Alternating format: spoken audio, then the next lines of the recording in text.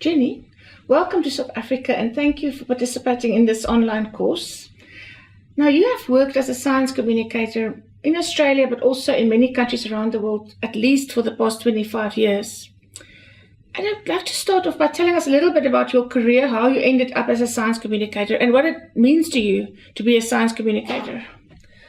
Well, I ended up as a science communicator really as a bit of an accident. In fact, the term science communicator hadn't really been invented when I started work at the CSIRO in Australia. Now, the CSIRO is a national government organisation in Australia.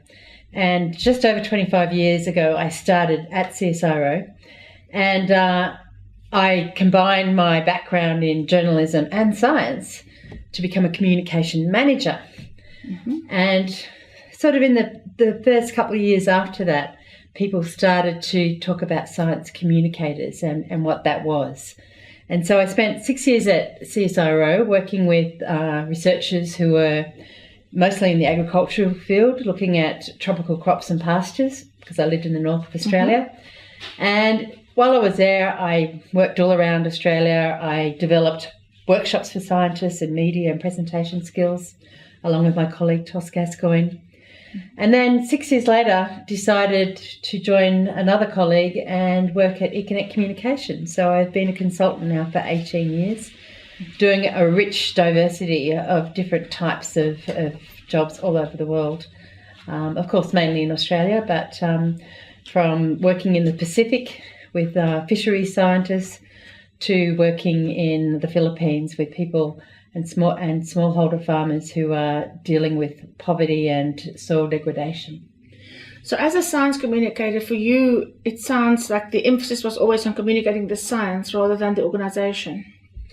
Yes, very much so. I mean, obviously I did have a little bit of a role to promote CSIRO when I worked there. And since then I have worked with clients who wanted their organisation or their program promoted. But primarily the work that we've been involved in, and me personally, has been working directly with scientists and the people they want to communicate with, mm-hmm. to share science in a way that's accessible and easy to understand and to involve people in science. So it's very much more at that scientific rather than corporate end. Right. So over the last, I think at least maybe 10 to 15 years, this whole idea of science communication has really taken off in many parts of the world. And I think Australia is one of the leading countries, having a strong Australian Science Communicators Network that I know you're a past president of that network. And you've also obviously worked with science communicators both in other organizations and in your own staff. Tell us a little bit about what you look for in a science communicator, what you think makes an excellent science communicator. Well, I like to talk about the 3 L's of mm-hmm. science communication. 3 L's, okay. The first L is about listening, which I think is a skill that's highly undervalued, but very important. And as a science communicator, you need to be able to listen to scientists, make sure you understand their concerns, make sure you understand the science, which sometimes means mm-hmm. asking what might appear to be silly questions, just to make sure that you understand it and can then convey it to people and they can understand it. So listening is very, very important. The second one that I think is very important is that they need to love it. I mean, it's not an easy job. It's not necessarily highly paid or highly recognised, and often you're working with scientists who really respect people with other PhDs and years of research rather than those that are working in a field like communication. So you've got to really love what you do, and that will show through, I think, to the people that you work with, both the scientists and the people that they're trying to communicate with, your love of what you do. And it is a great job. No 2 days are ever the same. You're doing a whole range of things. So it's an easy job to love, but I think that really has to be there. Mm-hmm.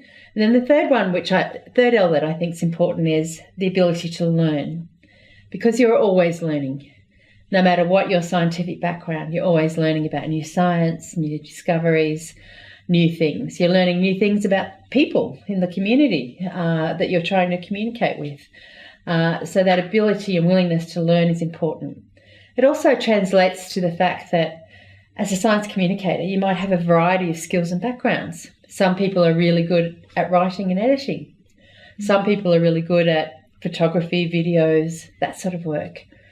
Some people are good at more that one-on-one, people liaison type work. And it's rare to get all of those skills in one person. Mm-hmm. And even if you did, it would be hard to do that job with one person. So I think it's really important that you're firstly able to learn new skills, but also a fourth L that I've added on recently is the ability to link with others who have those skills, so that you don't try and do it all yourself, but know what your skills are, where you can develop them further, but also where you can link with others. So that's, just to summarise, that's listening, loving it, learning and linking. I think that's an excellent summary of what science communication is all about. Thank you very much.